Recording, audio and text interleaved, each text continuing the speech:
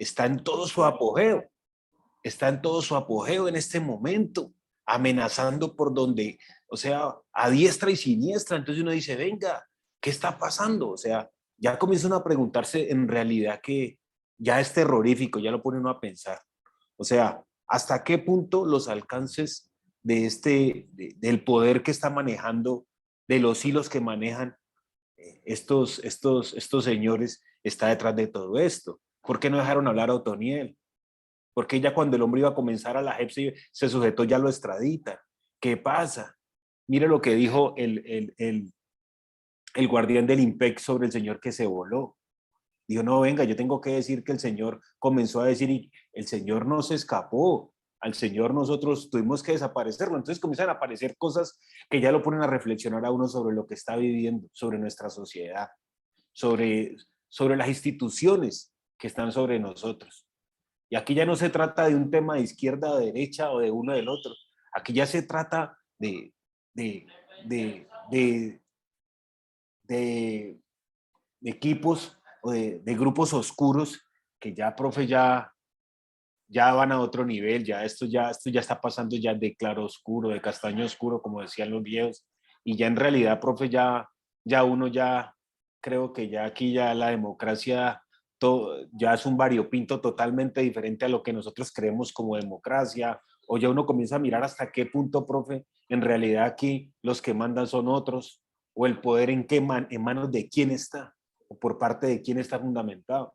Entonces ya es complicado, profe. Yo creo que estamos en una crisis que yo creo que nosotros no alcanzamos a dimensionar todavía. Yo tengo un compañero que está haciendo un diplomado de dirección de cine y él está por allá por estar en el Urabá antioqueño y lleva 4 o 5 días que no podía salir, ahora pudo salir a mercar y se conectaba con nosotros y decía, muchachos, ellos nos dan 4 o 5 horas para salir a mercar y nos toca volver a entrarnos. Entonces uno se pregunta, bueno, hermano, ¿dónde es que estamos viviendo? Y lo tenaz es que vemos mucha displicencia por parte de los medios. Los medios no nos muestran en realidad lo que está pasando. Siempre es pañitos de agua tibia. Entonces, profe, creo que estamos viviendo una situación muy delicada. Creo que dejo por ahí. Perfecto, muchas gracias. Digamos que aquí Nelson acaba de darle otra puntada, digamos que es la otra parte de como si estuviéramos construyendo una colcha. Al otro lado porque nos entrega lo siguiente.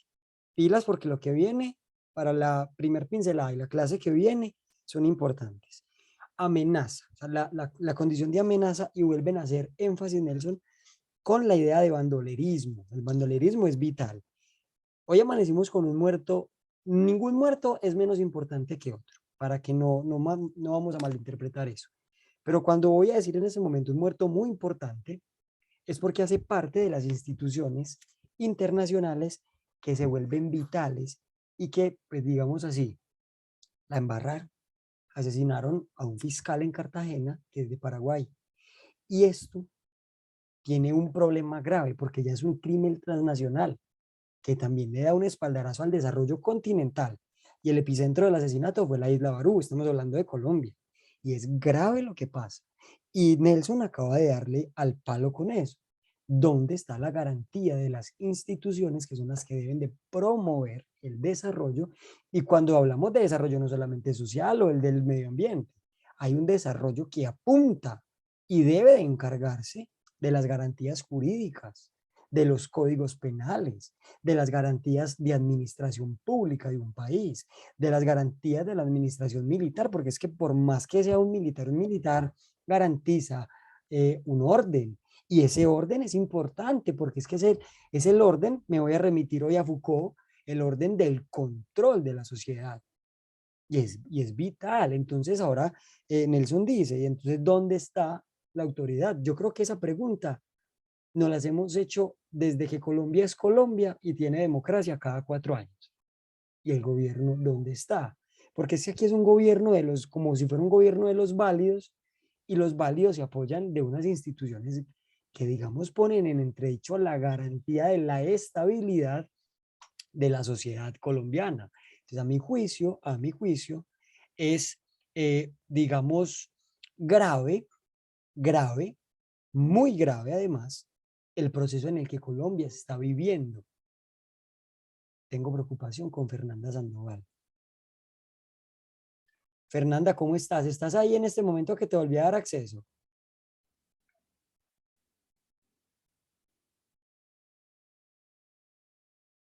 Fernanda, bueno, creo que está perdida de salón, es normal. Entonces, a donde apunta esta primera sección de la sesión de clases de hoy, valga la redundancia, es a decirles que tenemos que tener presente que dentro de la condición del desarrollo, que es tan grande, que está abrazada como una trenza, la estructura, que es una estructura de gobierno. Nuestro gobierno es democrático, a veces. Nuestro gobierno no es del todo capitalista, porque no se puede llamar capitalista, sino que tiene que llamarse neoliberal. Y es mucho más peligroso el sistema neoliberal que decirle así a toda costa es capitalista y ya, porque el capitalismo es el nombre y el neoliberalismo es el apellido. Entonces es grave.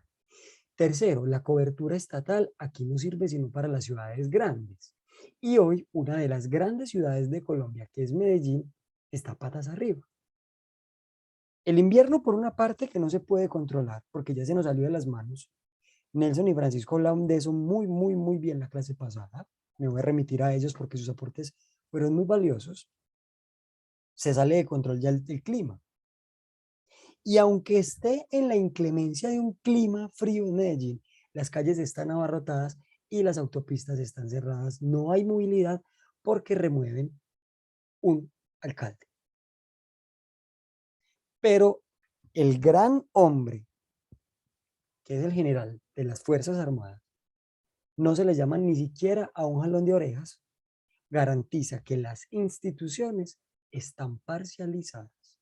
Y es muy difícil hablar de desarrollo cuando Colombia está en este momento atravesada de punta a punta por unas espadas que laceran el bien común, el buen vivir, la estabilidad y sobre todo la vida en conjunto.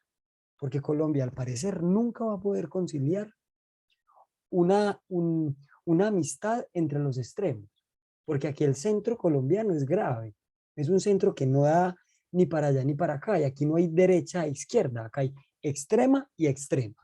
Y es muy grave porque eso hace daño a esa idea de desarrollo y sobre todo a ese pequeño hijo que vamos a hablar hoy, que es el etnodesarrollo. Entonces, pongamos en bajo lo que acabamos de decir y vamos a subirle el fuego a esta sesión, que es la segunda en la clase, para que al final, cuando hagamos la actividad, tomemos cartas en el asunto, ustedes y yo. ¿Listo? Entonces comenzamos. Del etnodesarrollo al desarrollo. Hablamos que el desarrollo, la clase pasada, hace parte de una serie de políticas que se desprenden del proceso de la Guerra Fría entre la Unión Soviética, que hoy sería ese deshilachado Rusia, que tenemos todavía en conflicto con sus melancolías con Ucrania y demás países donde amenaza así con sus dedos y no lo hagan y no se alíen porque ustedes me pertenecen, y los Estados Unidos de Norteamérica, que hacen parte de una potencia, o sea, que es la potencia, la cabeza de una potencia, que hace parte de una lista de naciones donde nosotros estamos inscritos como Colombia, que nos han dicho más o menos cómo vivir. No lo han dicho del todo, porque si fuera así del todo, no viviríamos como vivimos, porque yo creo que hasta sería mejor, porque nuestros gobiernos son unos gobiernos de opereta. Y ahorita vamos a hablar de los gobiernos de opereta. No me vayan a dejar olvidar, por favor, para no salirme de acá. Esa idea de desarrollo se dinamizó propiamente desde la idea del capitalismo, que es una estructura donde unos ganan mucho y otros pierden todo. Y en la mitad, los que quedan sufren en un purgatorio económico, político y administrativo las inclemencias de los afanes del mundo contemporáneo que no dan tregua. Entonces, ¿qué tenemos ahí? El desarrollo va a ser algo gigante que homogeneizó a todas las poblaciones. Entonces, voy a poner un ejemplo primero salido de nuestro mapa para venir al mapa nuestro. Cuando nosotros hablamos de América o cuando hablamos de África, creemos que todo es una unidad. África, todo es así. Todo el mundo es de color negro. Todo el mundo vive en tribus. Todo el mundo coexiste con animales. Edward Said es un gran crítico. Él hace este ejercicio para el territorio de Oriente y lo llama orientalismo. ¿Y qué es orientalismo? Es la forma en que los europeos y los Estados Unidos observan Oriente. Entonces, por ejemplo, una de las críticas que él dice, toda la gente vio la película de Aladino y luego creyeron que en Oriente las mantas volaban, que habían genios en las lámparas, que no era sino frotar las lámparas y pues las cosas quedó, eh, quedaron así. Pero resulta que no, no todo se resume en camellos y dromedarios. Tenemos Gaza, tenemos Palestina, tenemos el problema de la creación del Estado de Israel, por ejemplo, el asunto con la feminidad, el estudio de género en Oriente es grave. Por ejemplo, hoy volvieron a decir que las mujeres tienen que usar burka. Me van a perdonar pues aquí el ejemplo, pero ya están de esta manera, solamente pueden tener los ojos abiertos y eso hace parte del orientalismo, porque creemos que las mujeres en Oriente son como Yasmín, la esposa de Aladino, que tiene una especie de top y unos pantalones muy anchos y puede mostrar su cuerpo.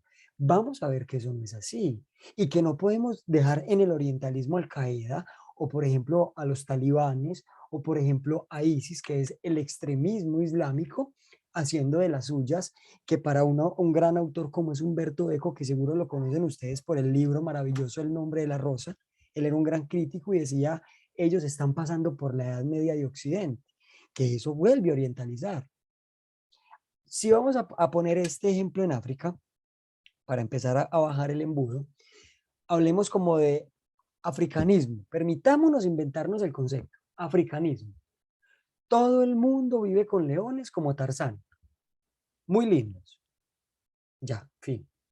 No, África no vive de esa forma. África es un continente bastante considerable. Ya voy a mirar el chat, que vi un mensaje de Nelson que lo voy a poner aquí porque ya lo leí, pues ya lo voy a poner en consideración. Y no todo es tribu. Allá no se come la gente, todo el mundo es caníbal. Entonces creemos que en el África vamos a encontrar caníbales, vamos a encontrar leones y vamos a vivir como si fuera el librito de la selva o el Rey León. No, el problema que hay en África con las guerras intestinas internas y civiles son graves. Son comunidades que cazan todavía con lanzas, pero que dentro de su cabaña, dentro de su choza, en su aldea, poseen AK-47 para las defensas entre tribus. Pero las balas no son para los animales, son para contrarrestar las avanzadas de otras tribus. Y eso es una cosa grave.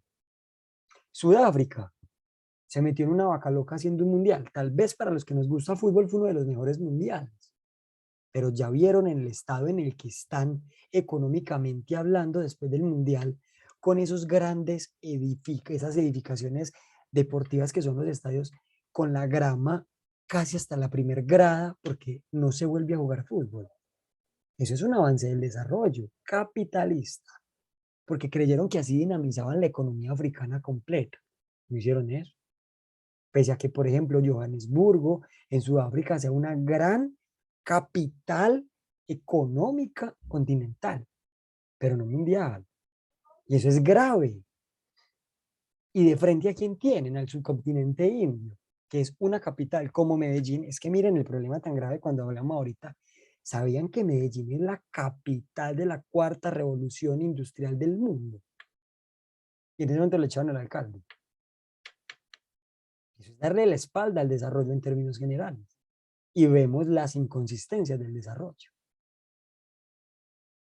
Entonces, voy a dar aquí la palabra de lo que me dice Francisco, que dice, lo mismo sucede con el Amazonas y es hablar de folclore.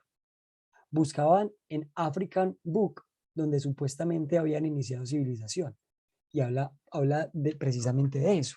Vamos entonces a América.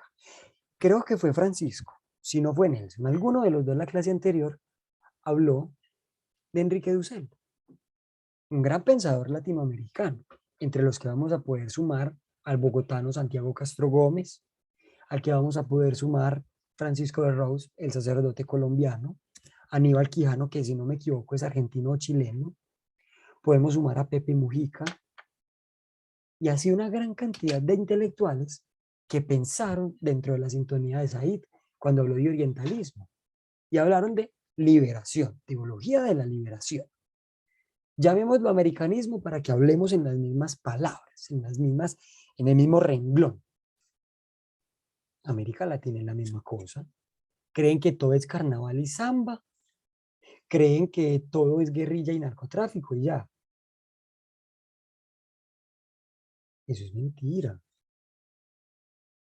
América es uno de los continentes más dinámicos, entre los 5 continentes los más dinámicos que hay, porque su geografía obliga a un dinamismo distinto. Pensemos en el Caribe. El Caribe es Centroamérica, México y Colombia y Venezuela. Hablan de Caribe. Del Pacífico se habla desde el mismo Centroamérica hasta la Argentina. Eso es una cosa grave, porque simplemente estamos hablando de una cartografía marítima. Pensémoslo en las cordilleras. Son 3 cordilleras por lo menos que llegan a Colombia. Y hay una que es la andina, y hay una región que se llama andina, y no solamente es en Colombia, es desde donde nace la misma cordillera de los Andes. Y ahí hay unas formas distintas de, no te preocupes, Jimison, que yo entiendo. Yo te doy el acceso todas las veces que sea. Dentro de la dinámica de los Andes es grave pensarlo. Ahora, si vamos a cartografiar gente, vamos a tener un problema grave, porque es que aquí hay una dinámica tremenda. Acá hay negritudes, acá hay indígenas, acá hay gente que se cree casi que aria, acá hay mestizos, que yo creería que somos mestizos todos, el proceso histórico nos lo enseña, y sí, Nelson, tienen la palabra. Profe, eso es tan difícil categorizar que nosotros mismos aquí en el Valle del Cauca tenemos desde Pacífico hasta tenemos el norte del valle donde tenemos pueblos paisas. Sí, señor. Sí, Y señor. entonces, ¿qué hacemos? Entonces, ahí hablamos de qué, de arquetipos, de un sistema identitario. ¿Cómo hacemos para identificar cuando es tan difícil? Creo que eso es muy complejo, Máster. Yo más que complejo diría que imposible, Nelson. ¿Y sabes por qué? Yo te voy a decir el por qué. Porque yo soy de Antioquia. Pero vaya, dígale usted a un antioqueño que alguien que tiene la piel distinta a un blanco, blanco, blanco es paisa y hay un problema. Hay un problema.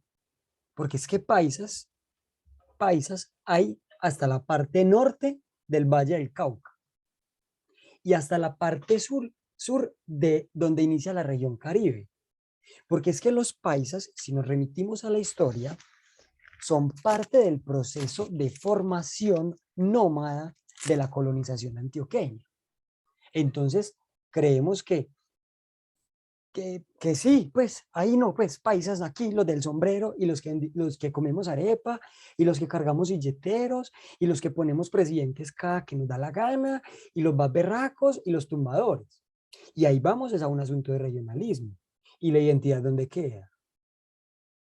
La identidad se esfuma, se vuelve volátil, se vuelve turbia, nebulosa y hay un problema de memoria, porque es que ya es un problema grave. Miren los bogotanos dicen que solamente son los de Bogotá, y sí, claro, tienen razón, pero los rolos también. Entonces el resto de la gente que está en los alrededores de Bogotá no pueden ser rolos. Y ellos a muchos, no, muchas veces dicen, no somos rolos, somos cachacos. Y hay del que no nos diga cachacos. Con la costa hay un problema que es grave, porque por ejemplo con los santanderes hay parte del Santander que dices que nosotros somos costeños, aunque no tengamos mar. Y es muy grave pensar dentro de esa forma de habitar el país. Y a eso lo podemos remitir a una escala mayor. Es que ¿quién es la región andina? En Bolivia son andinos, en Ecuador son andinos, pero todos somos tropical. Es un complejo grande, es una complicación grande, perdón, y hace parte de las resquebrajaduras del desarrollo, porque entonces nos cogen a todos por igual y nos meten a la misma bolsa, porque no nos sabemos distinguir. Si ustedes ven las cumbres de la ONU, todavía hoy el gran problema que tiene Rusia y Ucrania es precisamente que no se han dejado moldear bajo un mismo saco. El argumento de Putin no es que ahí simplemente voy a invadir Ucrania porque es que por ahí pasamos el grano. No, ese es el asunto económico y es legal que peleen por eso. Y cuando hablo de legal es que tiene validez su pelea. Ucrania es el granero del mundo, el que exporta más fertilizantes para la tierra y donde la tierra es negra. La tierra ucraniana es negra, ya lo que caiga florece. Y entiendo el afán de Putin, porque Ucrania puede solventar el 90% de los granos para toda la población rusa. De lo contrario, Ucrania puede proveer para el mundo el 90% de toda su producción anual. Pero ¿cuál es el problema de Putin? Que él argumenta con fuentes históricas que Ucrania le pertenece desde el siglo XII y vamos en el XXI. Porque es que los rusos somos nosotros y creamos la idea de prorrusos y ucranófilos. Es un problema grande de memoria histórica y por eso Europa en buena medida se sobrepone a un nivel alto y superior, porque conocen su historia y permiten decir nosotros somos distintos allá. Valentina aquí creo que de una forma muy jocosa nos dice, y es verdad, Cartago ni de aquí ni de allá, y es verdad, lo mismo que pasa por ejemplo con Quilichao, Santander de Quilichao, porque eran liberales en su momento, pues funda. Miren que es un problema de historia y aquí nadie lo conoce. Y si lo conocen muy pocas personas. Y es un problema grave. Entonces, aquí tenemos la primera parte, desarrollo. Vamos entonces acá. El desarrollo tiene un hijo bastardo que se fue muriendo y que hoy lo utilizamos de una manera muy curiosa, progreso. Progreso, créanme, es altamente peligroso. Porque el progreso quiere decir avanzar a toda costa, llevarnos por delante todo. Pongamos el ejemplo del Amazonas, es el pulmón del mundo. Y parece que se hubiera fumado diario 100 cajas de cigarrillos, ese pulmón vegetal. Está deforestado, pero es que hay que exportar y hay que importar más. Y no importa. Y si hay una población en el camino, pues se quita. Y se le va a dar 300.000 pesos para que compren una casa, que en Colombia una casa muy barata, de acuerdo, por ejemplo, acá en Medellín, una casa muy barata de 60 millones. Y muy mala. Hablando de una casa que no está en condiciones óptimas de vida. Entonces denle 300.000 pesos, porque como viven en el monte, por ahí pueden conseguir algo distinto. Porque creemos que lo que es ultramontano es peligroso. Es un problema grave de Colombia. Lo que vemos más allá de nuestras urbes, comillas, civilizadas, es peligroso. Porque en el monte habitan las tribus indígenas, los negros, los ladrones y las guerrillas. Y estoy hablando desde el discurso hegemónico de un país, que es grave. Porque es lo que permite que nosotros no reconozcamos quién es quién en Colombia, que es altamente diversa y es un problema. Entonces el desarrollo nos lleva en buena medida a un grave desequilibrio económico, a un desfase social, a un desconocimiento cultural y de memoria y sobre todo a un embrutecimiento a la hora de reconocer al otro en su otredad. Entonces, el progreso homogeniza un todo y desconoce lo que, o bueno, no lo desconoce del todo, lo pone dentro de la categoría de minorías, pero no son minorías, que son muchos, para decir que son minorías, que una minoría que son 100 personas y una comunidad indígena no son 100 personas, qué pena, y menos una comunidad con una riqueza lingüística, y menos una comunidad que tiene conocimientos ancestrales. Pero el problema es que empezamos a bajarle los niveles dentro de las dinámicas económicas del desarrollo a esas mismas comunidades. Entonces, ¿qué decimos? Por ejemplo, los indígenas no tienen arte, tienen artesanía. Y como es artesanía, vale menos que el arte, entonces que vayan y la vendan a la ciudad. La Los empresa, famosos nadie, profe. Esos son los nadie, los nadie los de Galeano, del de Eduardo maestro Galeano. Galeano. Entonces ellos tienen artesanía. Entonces, el que va a la universidad aprende medicina, El que aprende en el monte con los indígenas es brujo chamán. Entonces no le cree, porque es superstición. Si vas a la iglesia católica, protestante, evangélica, musulmana, cualquiera que sea una religión consolidada, es civilizado. El que no vaya es un escéptico, místico, brujo y peligroso. Entonces, las dinámicas de la conectividad con ese grupo de personas, del acceso a ese grupo de personas, a esos otros, atropellan la idea de desarrollo y le dan la palabra al progreso, le dan la acción al progreso para que acabe todo. Y eso es un problema enorme, muchachos, es un problema enorme, porque perdemos la noción de que el otro es persona, es que nosotros no podemos dejar de humanizar. Y aquí pongo un cantaletazo además. Muchachos, ustedes no pueden salir en sus vidas, ya te voy a dar la palabra a Anderson, ustedes no pueden salir en sus vidas como profesionales a ejercer y ya. Es que yo soy antropólogo y ya, entonces voy a leer muchos libros y aplaudo. O yo soy un ingeniero y como soy un ingeniero, entonces dígame inge o ingeniero o doctor y el mundo que se acabe. Yo voy para adelante. No, señores. Ustedes deben de humanizar sus carreras y esa es la actividad del día de hoy. Y es un compromiso que ustedes deben de asumir. El otro importa. Y ustedes como profesionales deben de asumir la tarea de construir nación. Desde sus saberes, desde sus disciplinas y desde sus posiciones. Por favor, Anderson, y luego de Anderson le doy la palabra a Nelson. Profe, y compañeros, a mí me parece que cuando hablamos de progreso, el sistema ha sido centralizado, Sí. ¿sí?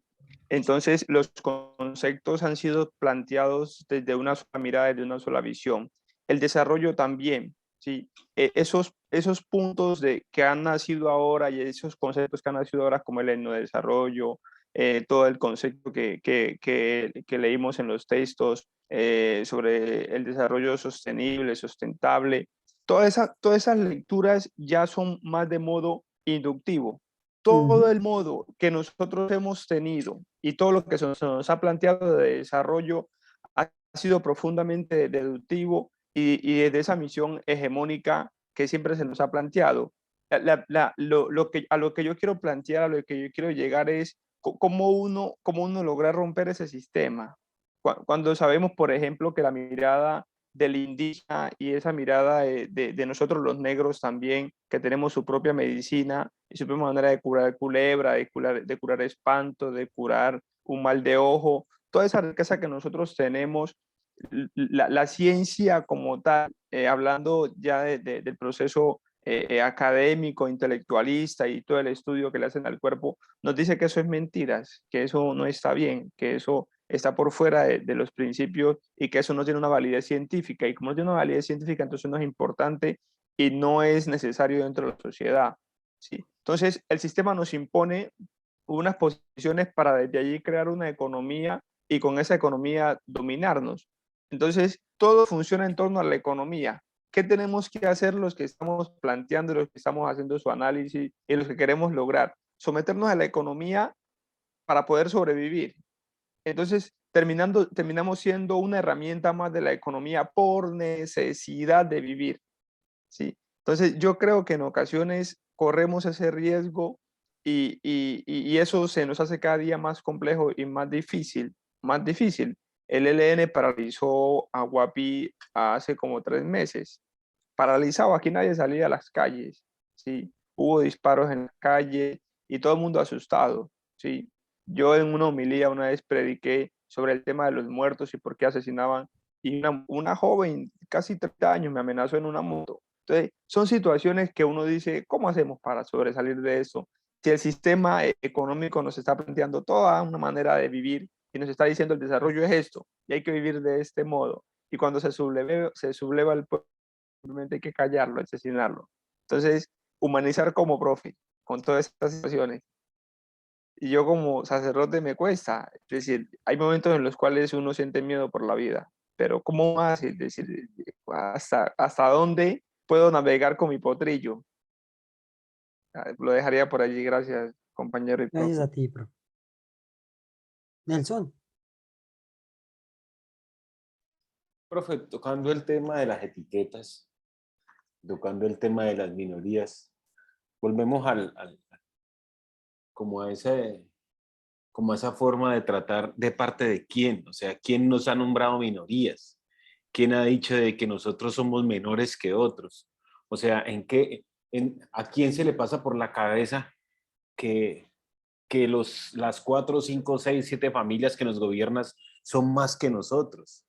O sea, ahí cabe nombrar algo de un antropólogo que se llama Roberto Cardoso de Oliveira, profe, que habla de las antropologías metropolitanas, el poderío que tienen las antropologías metropolitanas. Porque si nosotros vamos a ver, yo no sé qué porcentaje, pero creo que el 60% es campesino en Colombia. Entonces entramos a mirar hasta dónde nosotros tenemos un autorreconocimiento para entender eso, de que nosotros somos parte de eso. Cuando nosotros entendemos lo que somos, podemos darle pelea a esos que están allá arriba, profe, pero mientras, si nosotros no conocemos lo que hablamos al principio de la identidad, si nosotros no tenemos presente eso, va a ser difícil, porque por más que quiera nosotros, si podemos hablar de un colonialismo, de un eurocentrismo, volvemos a lo mismo de la colonialidad, y siempre está detrás de nosotros, profe. Entonces, yo creo que tiene que ser para nosotros como profesionales un reto de eso, ir en contra de eso, la decolonialidad y mirar hasta qué punto nosotros tratamos de buscar eso, de enseñar eso, porque en el momento en que nosotros nos reconozcamos como somos, podemos hablar de un desarrollo, podemos hablar del desarrollo de las comunidades, podemos hablar de esas famosas minorías, de los nadie, de los que no tienen arte sino artesanía, de esos eh, que no son médicos, de esos. Cuando ya hablamos de dónde están ellos, de dónde son ellos, entonces ya podemos hablar de un etnodesarrollo. Mientras tanto, profe, estaremos ladrando a la luna. Gracias. gracias, Nelson. Es una pregunta, en primer lugar, que se puede responder desde Nelson. La pregunta que nos hace Anderson. Por lo siguiente, ¿cómo vamos a generar desarrollo, humanidad? Y hablo del desarrollo distinto a este, porque es un estímulo a las comunidades. Si no nos dejan, yo creería, convencido como historiador, como investigador, que el problema más grande que tenemos nosotros es el miedo a la transformación. Las 7 familias que dice Nelson, y digamos que unas 20 empresarias, son las que llaman a Colombia minoría. Es que minoría no solamente son las personas que están dentro de una comunidad étnica. Minoría para ellos es un grupo específico de artesanos, de obreros, de asalariados. Y eso es grave, porque es que las minorías no son minorías. Y ellos la piensan, o lo piensan por lo menos como una minoría en la medida en que creen que son incapaces. Entonces, por ejemplo, lo que decía Anders, ¿de qué le hubiera servido a la medicina?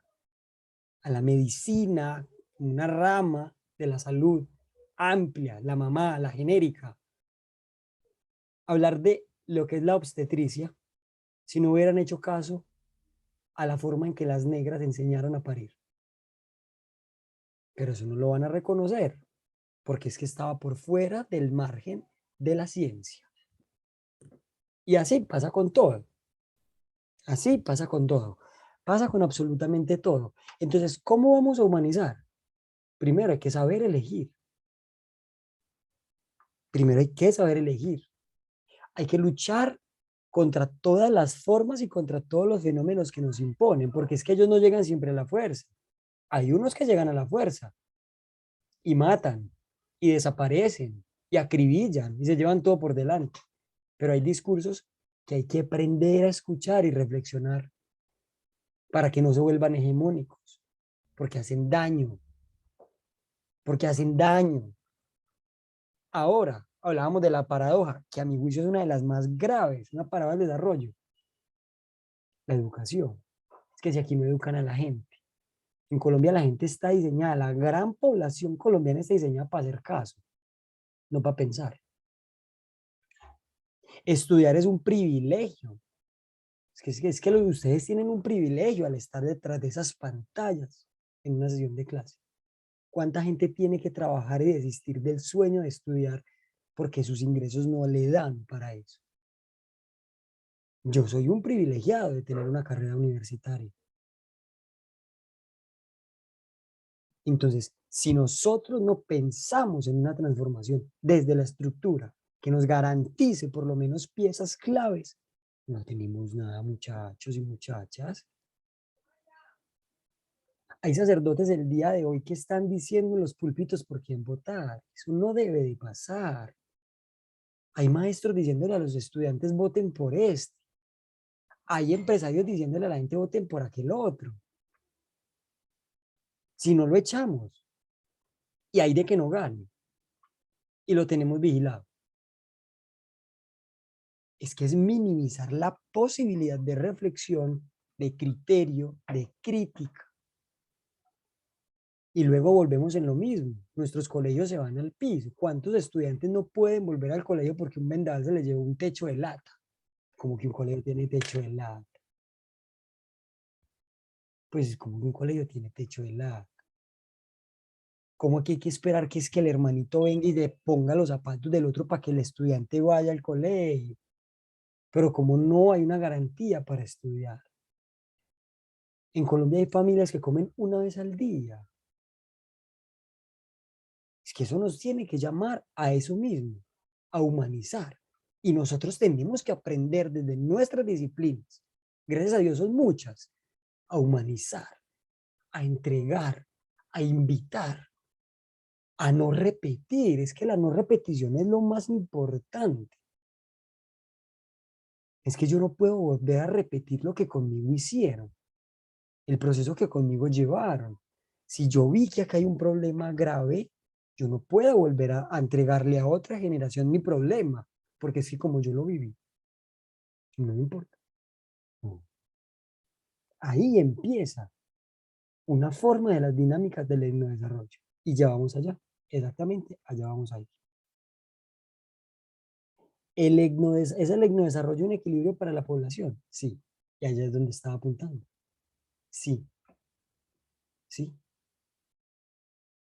Y me voy a volver a remitir al ejemplo de la clase pasada. Y por eso puse esta imagen. Cuando la Minga vino a Medellín, era como si hubieran llegado los vándalos a la Roma imperial. Fue lo peor que le pudo pasar a Medellín. Que los indígenas pisaran el centro de los países. El castillo de oro de los países. Medellín. Y los sacaron. Los echaron. Los amenazaron.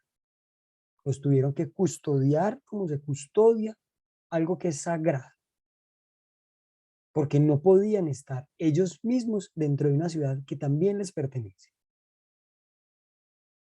Entonces, ¿cómo humanizamos eso? ¿Cómo le decimos a la gente que es que esta tierra también es de ellos? Que en Antioquia también hay indígenas, que aquí no se nace con bozo ni con sombrero. ¿Cómo les decimos eso? Humanizando nuestros procesos escolares, universitarios, laborales, misionales. Es que hay sacerdotes que, por ejemplo, asumen su vocación para ir a enseñar, para dar, para salir del púlpito, para salir del altar, para salir del templo y hacer del mundo un templo. Hay médicos que optan por irse en un barco, en una lancha, río adentro, selva adentro, para entregarle a los otros y aprender de los otros. Pues que son muy pocos, realmente son muy pocos. Y esa es una de las formas en que podemos potencializar el etnodesarrollo. Porque es que el etnodesarrollo, pese a que se desprende del desarrollo, le da la espalda a esos desfases, desequilibrios, incomodidades, baches, errores del desarrollo. El etnodesarrollo busca potenciar precisamente todo eso que el desarrollo dejó de hacer con ellos. Entonces, allá vamos. ¿Qué es el etnodesarrollo? Sí, es un eco del desarrollo. Pero entonces, ¿qué tenemos con esto? Con el etnodesarrollo. Primero, es un fenómeno, vamos allá a precisar, es un fenómeno que surge en América Latina desde el siglo pasado a finales, donde ellos dicen que o sea, las comunidades, ellos dicen, nosotros no hacemos parte de un todo, haciendo gala a lo que digo Nelson, me parece perfecto, no hace gala a eso, a un todo, no, somos nosotros y somos diferentes. Y ese proceso de la creación, del etnodesarrollo, se sirve de una serie de estudios donde, por ejemplo, términos como subalternidad y resistencia se vuelven las antítesis del poder y a ellos los dota de conocimientos para pensarse a sí mismos. Y es importante que lo pensemos desde ahí. Por eso yo traje este listado de palabras que vamos a definir de una manera muy veloz, pero con mucho rigor, que eso es una de las banderas de este curso, para que podamos entender entonces qué es el etnodesarrollo. Cuando hablamos en primer lugar de subalterno, es todo aquel que está por debajo del nivel hegemónico. ¿Quién es un subalterno en una empresa? El obrero. ¿Quién es un subalterno en el colegio? El estudiante. ¿Quién es el subalterno en la clínica? El enfermo. ¿Quién es el subalterno en el manicomio? El loco. ¿Quién es el subalterno en la religión? El fiel. Eso no quiere decir que siempre por subalterno está pagando los platos rotos de algún proceso. No, no. Pero un subalterno es aquel que no puede poseer un poder que le garantice estar al mismo nivel de quienes ostentan, en términos del sociólogo Pierre Bourdieu, un capital económico, un capital simbólico, un capital cultural, y que se rodee dentro de ese capital social de una élite que gusta y disgusta de unas cosas que a ellos mismos les parece. Nelson, tienes la palabra. Para nosotros en antropología el subalterno es el que puede hablar, el que tiene voz pero no puede hablar. Perfecto. Vamos a quedarnos con la noción que nos entrega Nelson, porque apunta mucho allá. Tienen voces, pero sus voces no son oídas. Por eso se vuelven voces de resistencia. Incomodan. Son voces que incomodan. Y tienen una diferencia, porque ahí se puede hablar de voces, de polifonía. Son muchas voces que suenan, porque son voces distintas. La de la élite es una voz. Una voz que impone, que se sobrepone, que desequilibra lo de abajo, pero para organizarlo a su manera. Cuando hablamos de subalternidad, y ahora que nos metemos al tema que nos dice Nelson en las voces, hay una voz para los indígenas. Y los indígenas son uno solo.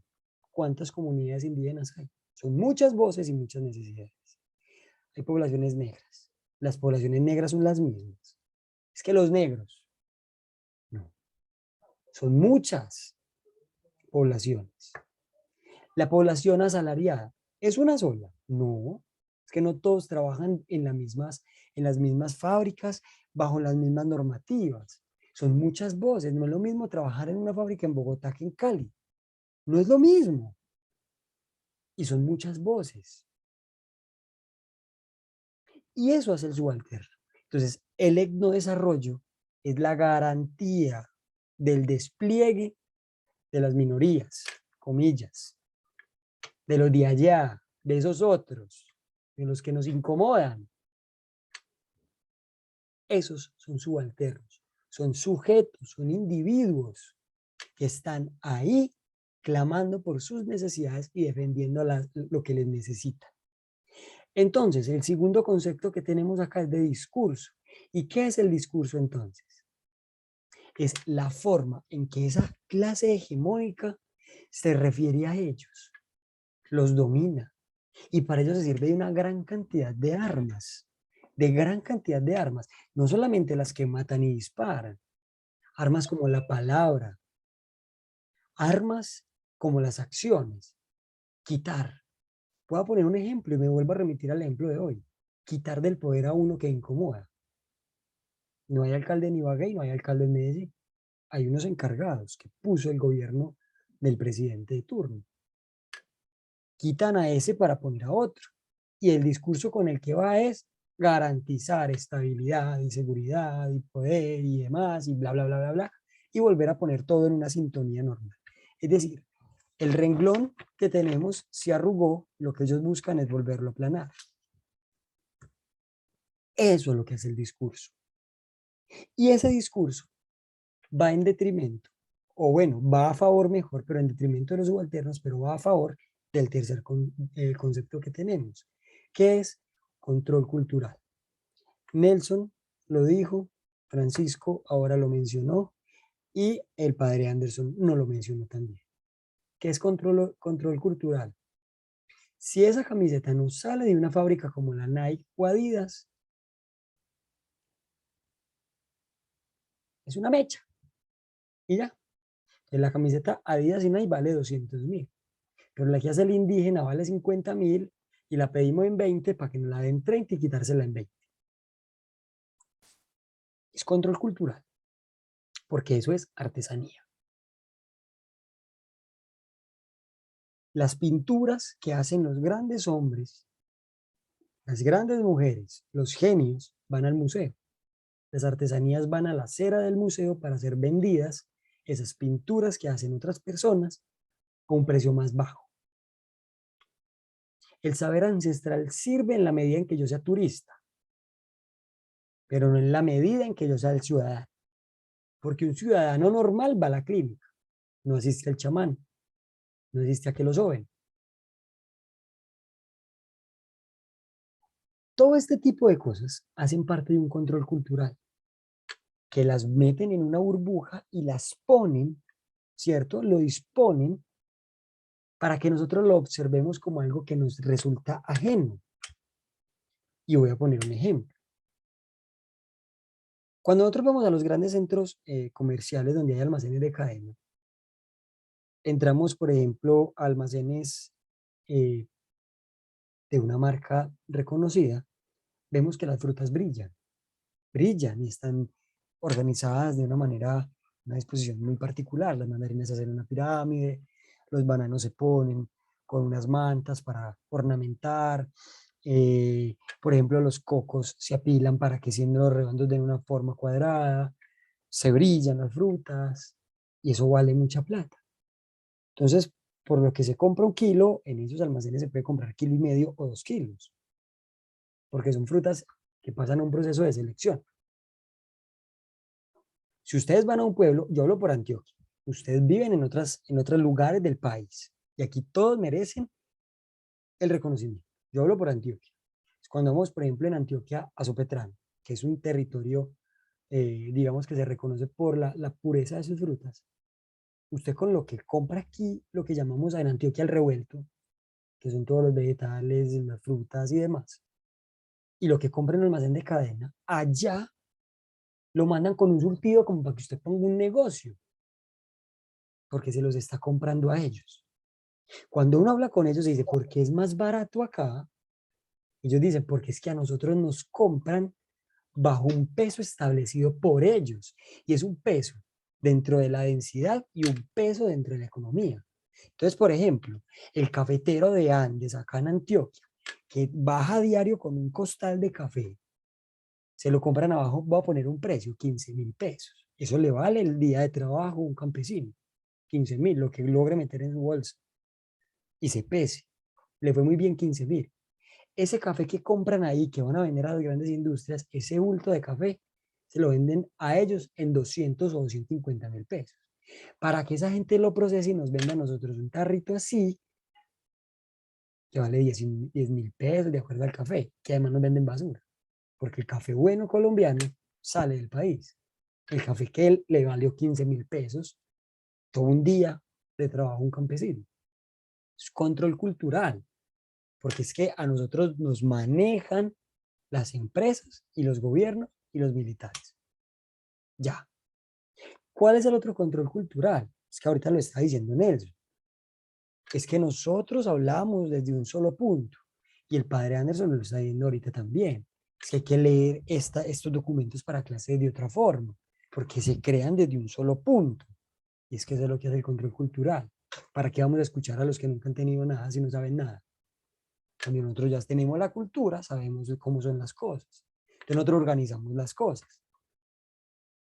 Y van, por ejemplo, miren, es que pongamos un ejemplo claro. ¿Quiénes son los ministros de Educación de Colombia? Cada año. Gente que no está habilitada para ser ministro de Educación. Gente que no sabe nada. Y lo que sabe no apunta a eso. Y son los que organizan los programas académicos de los muchachos. De 11 grados, de las media técnicas, y quieren garantizar la educación universitaria. Pensar como ellos, dentro de un discurso para que no volvamos a ser esos subalternos revoltosos. A ese control cultural vienen dos palabras que se anteponen. Potenciación. ¿Cómo empiezan a potenciar ellos?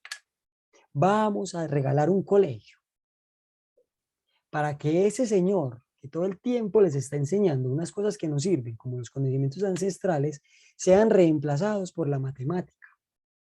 Como si la matemática fuera simplemente la matriz de todas las disciplinas, que es importante, sí, pero no es la matriz de todo. No es la matriz de todo. Aunque la filosofía se sirva de ella porque es que la matemática es hermosa. Y eso es una potenciación. ¿Para qué? Llegar a la aniquilación de saberes ancestrales, de saberes dados por la naturaleza, de dinamismos sociales. Es que uno no puede pensar que en una aldea indígena, en una comunidad indígena, en una ranchería, por ejemplo, en los llanos orientales, tienen que vivir como viven las aporreadas ciudades, a un trajín, a un destiempo. No. Y esa es la aniquilación, porque es que si empezamos a unificar, nos va mejor. Y al unificar podemos gobernar de una manera directa y controlar. Eso es aniquilar y potenciar. Y ahí tenemos el problema del poder. Porque el poder, yo lo quiero entender en este momento, todos están en este momento en disposición de ponerlo en duda y entenderlo como quieran, pero yo les quiero proponer una de las tantas formas en que el poder es presentado por Michel Foucault, que es como un pulpo con tentáculos, que esos tentáculos se vuelven unas mallas, unas redes, y van agarrando para que el discurso sea hegemónico y se estabilice. Entonces, todo el que está por fuera de ese discurso es infame, es ruin, es peligroso y por ende hay o que asesinarlo o excluirlo. Y la exclusión no es simplemente decirle, ve, te invitamos a que pienses distinto, no, es desaparecer del mapa un problema.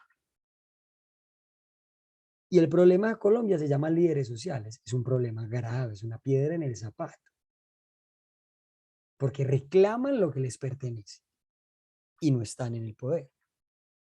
En Medellín, en los años 80, muchos de los profesores de la Universidad de Antioquia fueron asesinados, torturados o desaparecidos. Porque las ideas del marxismo ya estaban pesando mucho y empezaron a decirle a los estudiantes, miren, pensar la hegemonía es grave, pensar dentro de ese discurso es grave. ¿Y quiénes los asesinaron? El mismo Estado, porque se vuelven piezas muy importantes estos maestros para que el dinamismo del discurso que se les está entregando en las aulas a los universitarios ponga patas arriba un sistema que ya lleva años y perdura. Ese sistema podemos llamarlo 9 familias, como dijo Nelson ahora. Pueden ser 9 familias. Podemos llamarlo un canon de lecturas. Hay universidades que todavía leen lo mismo y vaya el que lea distinto. Vaya el que lea distinto, para que vea cómo le va. Vaya el que pregunte. Y lo que se busca es hacer dentro de ese poder unas bases. Entonces yo me voy a poner aquí la tarea. Hay sacerdotes que no se les puede preguntar por algo de fe. Qué pecado tan grave tener una duda. Hay maestros a los que no se les puede decir que lo que dijo en clase no era. Hay profesionales a los que no se les puede discutir su carrera porque es que ya está hecha. A los policías no se les puede decir que cometió un error porque es que están contra la institución. Y eso es lo que lleva a que el desarrollo se vuelva sólido y no permita que el desarrollo se potencie. Y dentro de eso, esos preguntones, que por lo menos a mí me gustan mucho, son la resistencia. Esos pueblos que dicen no más son la resistencia.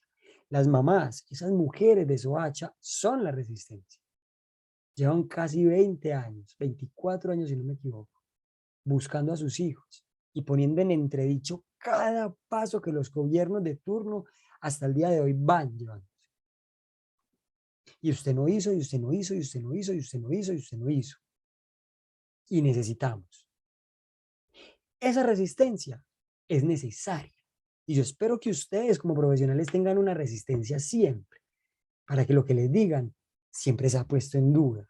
Sí será, porque además los enriquece a ustedes como profesionales y como personas y les permite contribuir al desarrollo real de la comunidad en la que usted vive.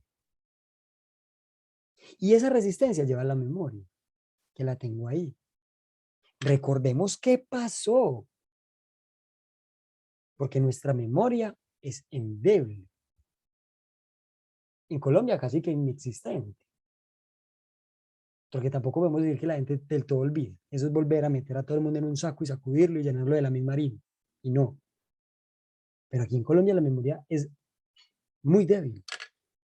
Y esas palabras, que es donde apuntan a la minoría, que debería de haber puesto yo minoría en comillas, que es error mío ponerlo así solo, es lo que nos permite potenciarlos a ellos dentro de ese sistema del etnodesarrollo. Porque el etnodesarrollo es la forma en que las personas que se han aislado puedan tener la tranquilidad. Y es ahí donde yo quiero entrar acá. Porque con eso cerramos esta etapa 2 para entrar allá, a la tercera, a vivir bien. Porque vivir bien no es vivir solamente tranquilo, es tener dónde estudiar, tener maestros para ir, tener tablero, tener alimentación para los niños. Que el hospital no diga que no está atendiendo porque no hay dónde acostar la gente, porque urgencia se llenó. Que las vacunas primero van en las grandes ciudades porque los de allá pueden esperar. Y no hablo de las vacunas del COVID, de todas, desde los niños hasta los ancianos. Que aquel sacerdote que le dio por montar un templo en su misión tenga la garantía de montarlo y sea respetado en el libre culto. Y que se respete el libre culto de la comunidad que no profesa el cristianismo, sino su religión ancestral. Vivir bien es poder disponer de recursos para alimentar la familia. Que pase un aguacero y la casa no le fue. Que puede que sufran cosas, todas las casas sufren, hasta las de los millonarios sufren. No podemos decir que no. Pero los millonarios no quedan desposeídos con un aguacero. Que no se tenga que tomar del agua como en Tolú, en Coveñas, del agua estancada negra, casi verde ya, la moza, porque es que el pozo de purificación está malo hace años. Vivir bien es la garantía de poder entrar a una universidad. Vivir bien es la garantía de estar tranquilos sin que haya una amenaza de una fuerza armada al margen de la ley que te ponga las normas. Entonces ahí voy a lo que Alejandra dijo al principio. Un país encantador, desplazar. Si ustedes ya no son de acá, ya esto es nuestro. ¿Y quiénes son ustedes? Somos nosotros y estamos armados y ustedes no, y entonces ¿cómo fue? De mandar un panfletico. Es que ahorita se los va a copiar en el mural un cuento corto que tiene como 15 páginas, 15 palabras más o menos, de una carta que llega a una casa de un campesino que dicen desocupen hijo de tantas y tienen hasta mañana. Y el niño le dice al papá, papi, llegó esta nota. Y el papá le dice, mañana vamos al pueblo para que nos la lean. Y amanecen muertos. La garantía de la educación. de la importancia de leer y de contar. Eso es vivir bien. Eso es vivir bien. Y es una forma de tener relación con el entorno, de poder cuidar. Es que como a mí me encanta el frailejón por la tarea pedagógica que pone en juego. Me parece desgarrador pensar que hay que crear un frailejón para que entendamos que nos páramos nace el agua y nos lo estamos dañando. Crítico, como viven en San Andrés. Matar un tiburón porque mordió un señor que no era colombiano, que vino y le dijeron que habían tiburones y se metió a molestar a un tiburón y el tiburón le metió un muelazo en una pata. Entonces el señor decidieron más bien matar el tiburón, tirándonos en los océanos por el irrespeto de una persona que se supone y se sabe civilizada y no hace caso. Eso no es vivir bien y es poner en entredicho una población sanandresana que vive del turismo. Es que esto es vivir bien.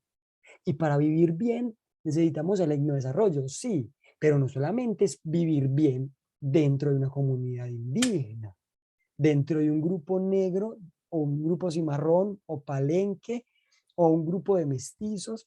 No, es que vivir bien también se necesita en la ciudad. Vivir bien también se necesita en la ciudad. ¿Cuántos enfermos van a una clínica y los remiten y se les muere en el trasteo de las ambulancias? Eso es vivir bien.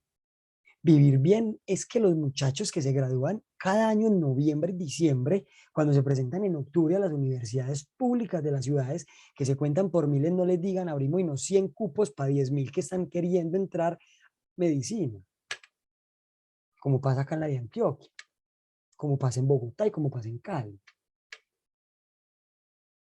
Vivir bien es no tener que decidir si compro la fotocopia para el profe Mateo en clase de desarrollo o el pasaje para ir a la clase del profe Mateo en desarrollo. O me como el pan y no ir con hambre a la clase del profe Mateo en desarrollo, para no poner ejemplos de otro lugar. Y eso es vivir bien. Vivir bien en una ciudad, en el campo. Es que a las mujeres no se les tenga que preguntar, ¿llegaste bien? Porque como no pueden salir solas, porque como la gente la tiene que robar, como no pueden respetar a una mujer, tenemos que preguntarle, ¿llegaste bien? ¿Te fue bien? ¿Estás bien? Porque es que una mujer no puede coger un bus sola porque va en minifalda. Y el bus no es compatible con la minifalda. Y no puede pasar por una cebra en una calle porque tiene minifalda y el semáforo y el de la moto no son compatibles con la minifalda de la muchacha.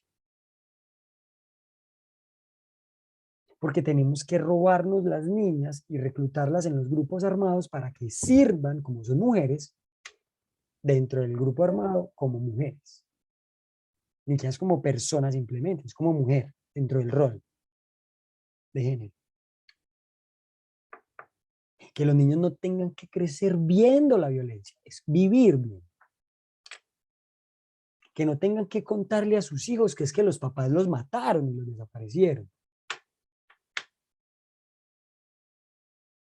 Vivir bien es no volver a poner burros bomba, perros bomba, amarrarle una bomba a un animal para volar una población. Vivir bien. Vivir bien es poder trabajar en el campo sin necesidad de pisar una mina quebrapatas.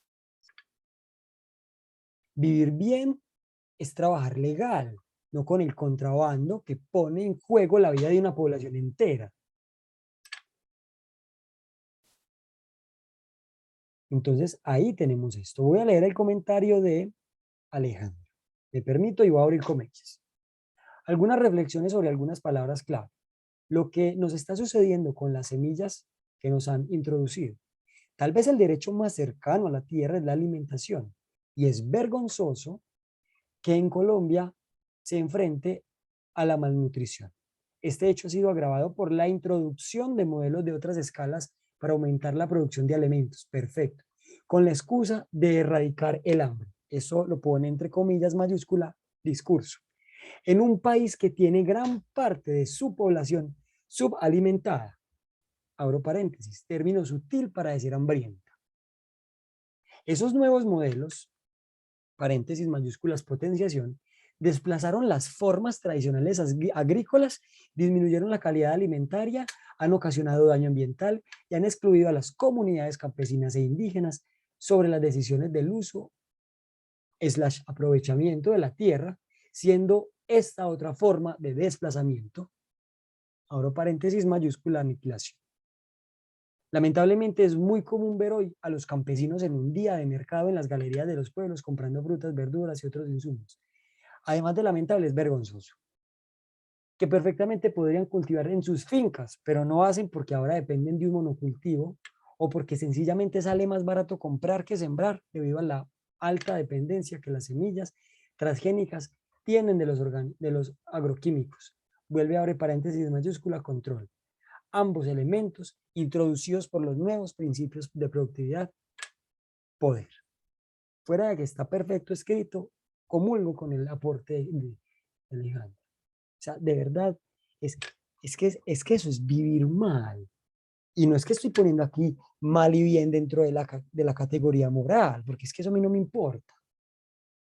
Y no me importa enseñarles que lo bueno es esto y lo malo es esto. Como si fueran dos cosas. Porque lo bueno para uno es malo para otro. Entonces no voy a entrar en esa discusión. Pero vivir bien nos tiene que llamar a nosotros a hacer eso.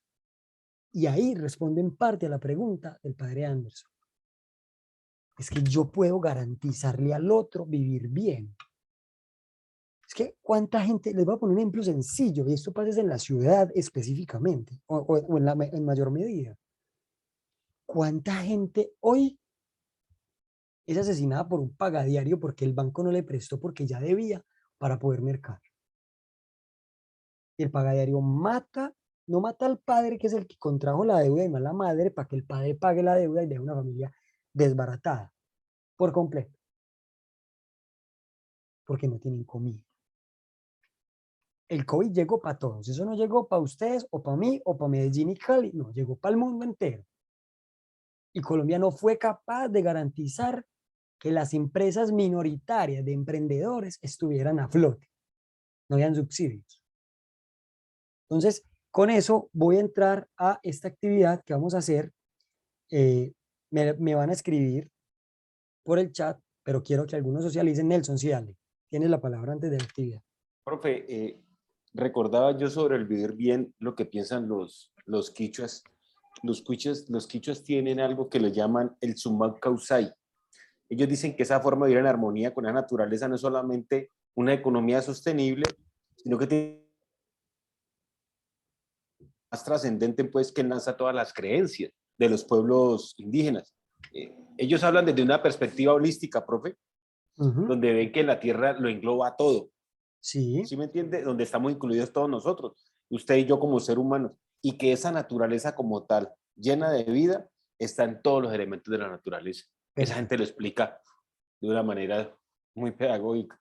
¿Puedes, por favor, copiarnos, Nelson, el término y la comunidad para que sea una invitación a todos a investigar? Porque a mí me interesa conocer. Ya se las escribo, profe. Perfecto, muchas gracias, Nelson, a mí me interesa. Entonces, ¿cómo vamos a hacer esta actividad? Hay 4 preguntas. Van a escoger una de estas preguntas. Yo voy a llamar a cualquiera de la lista que esté acá y nos va a compartir de manera concisa y rápida cómo desde sus disciplinas en las que se están formando o se formaron y están reforzando o se están especializando, pueden garantizar algo de esto. Hagan caso a esto, a cualquiera de estas, desde ustedes. Sin embargo, les voy a invitar a que por favor en el mural, ahí termino yo de calificar la sesión hoy, en el mural del SGA, muy breves, me van a copiar esa respuesta. Eso tienen plazo a hacerlo hasta hoy mismo, porque es la actividad de clase. Entonces, les voy a dar 5 minutos para que lean, para que la piensen. Llamo aquí a cualquiera de tantos y vamos a proceder a eso. Mientras tanto, voy a ir llamando a lista y me vuelven y me contestan, porfa. Alejandra, Aquí la veo conectada. Presente, profe. Anderson, Presente. gracias. Casti, Presente, profe. muy bien. Damilson Córdoba. Le caería la señal porque ahorita entró. D'Angeli entró en algún momento. No. Profe, presente, Damilson, sino que tengo el internet un poco malo. Ah, listo, no, dale, tranquilo. D'Angeli Angélica. No. Darwin, Presente, profe, presente. perfecto. Daimar entró. No pudo entrar. Donald Antonio entró. Eifer Mena. Presente. Francis Julia Sánchez. Presente. Perfecto. Francisco. Perfecto. Jefferson.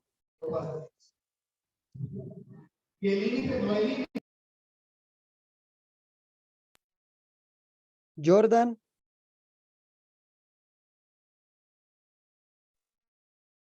Jimison. Presente, profe. Carol Moreno.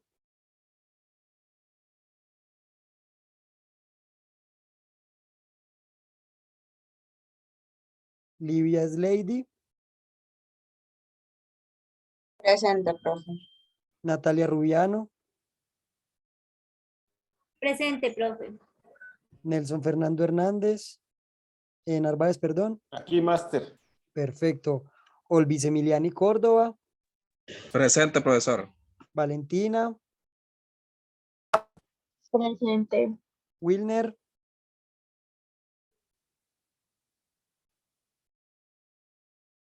Genesis. Presente, profe. Perfecto. Genesis. Gilmer Andrés. Presente, profe. Yueimar. Y Judith. Presente, profe. Perfecto. ¿Quién me llamó? ¿Quién me habló? Jefferson. Jefferson. Sí, aquí te anoté ya bien. Ya me contestaste, entonces sí. Listo. Entonces, bueno, a las 8 en punto, porque a las 8:15 hay que abandonar la sala para el otro grupo, llamo a 3 personas de acá para que me den su respuesta, pero espero que cada una de esas respuestas que ustedes tienen la anoten por favor en el mural, porque es necesario que todos las conozcamos y podamos leerlas. Entonces, ese es donde termina nuestra actividad. Y por favor, miren el comentario que hizo Nelson en el chat, porque es importante que conozcamos lo que nuestros compañeros también nos enseñan y que es vital para este curso.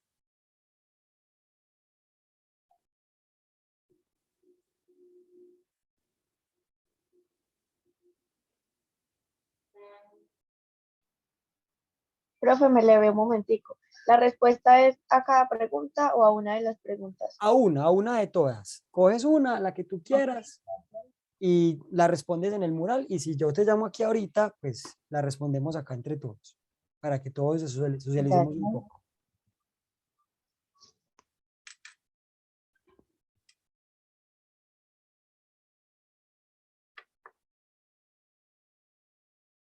Les quiero recordar que por favor recuerden ustedes que ya las actividades de clase están sobre la marcha. Los grupos, he recibido pocos correos, no de todos, donde se están agrupando, para que podamos entonces, porfa, consolidar el trabajo y tener una calificación numérica, porque pues las calificaciones valorativas importan mucho. Aquí en las aulas virtuales, lo que se llaman encuentros sincrónicos, pero las numéricas son las que les permiten a ustedes avanzar con el curso.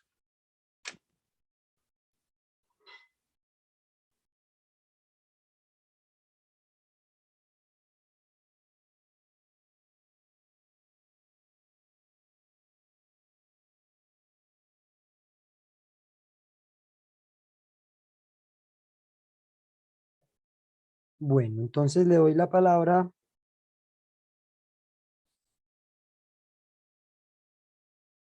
A ver, a Valentina, que no estuvo la clase anterior. Gracias. A ver, entonces, respondiendo a la segunda pregunta, que dice, al momento de hacer una propuesta, ¿qué elementos debe tener para que aporte un auténtico desarrollo?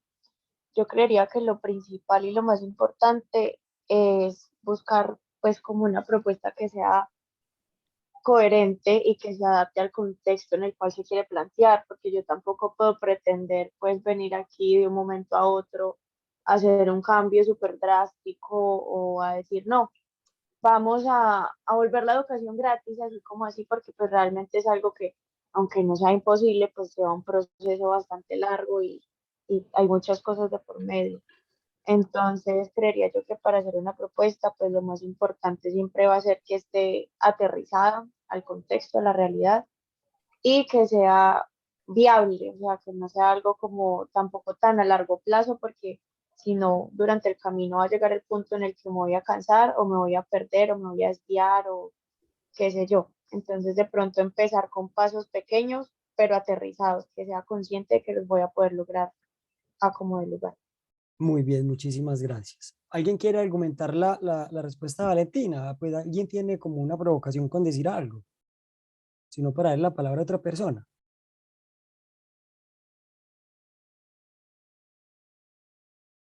Bueno, entonces démosle la palabra a alguien más.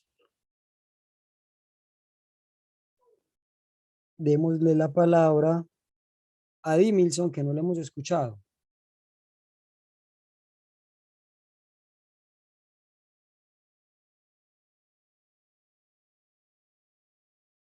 Bueno, seguro tiene problemas de comunicación. Démosle la palabra entonces a Natalia. Bueno, profe, gracias. Bueno, profe, yo me quedo con la primera pregunta y Perfecto.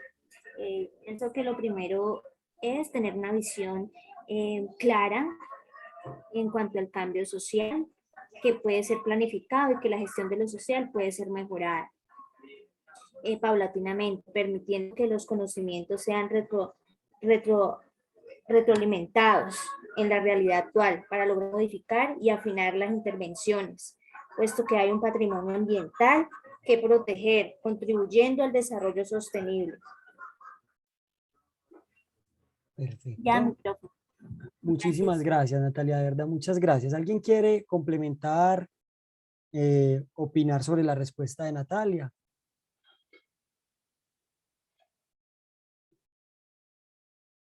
Bueno, entonces démosle la palabra a Carol.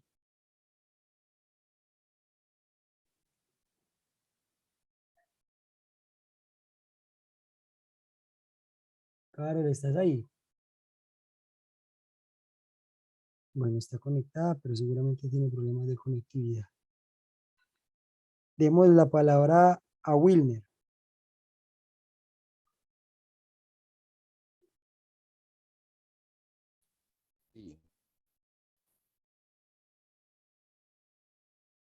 Yo me identifiqué con la segunda pregunta.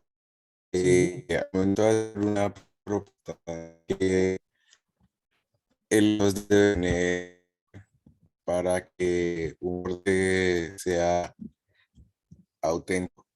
Pues uno aspectos importantes al momento de realizar un aporte al desarrollo, tener en cuenta el contexto del ambiente y la comunidad que será beneficiada con ese aporte.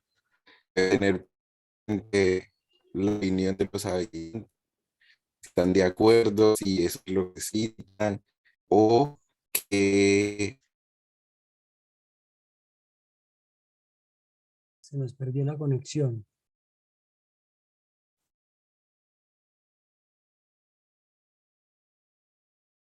Bueno, mientras vuelve, ¿qué nos dice Eifer?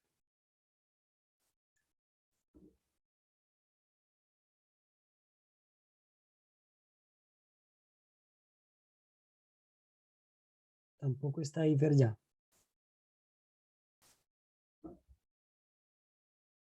¿Qué nos dice entonces? Prof, hola, Hola, se nos se había me perdido. cortó Sí, se me cerró el programa. no te preocupes, dale adelante, sigue Sí, respondiendo.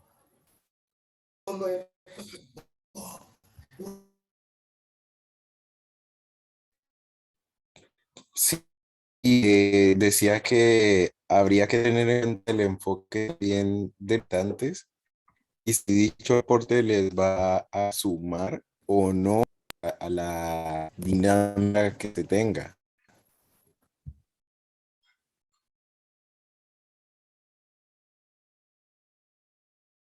Bueno, se le está cortando mucho. Listo. Dejemos por ahora así.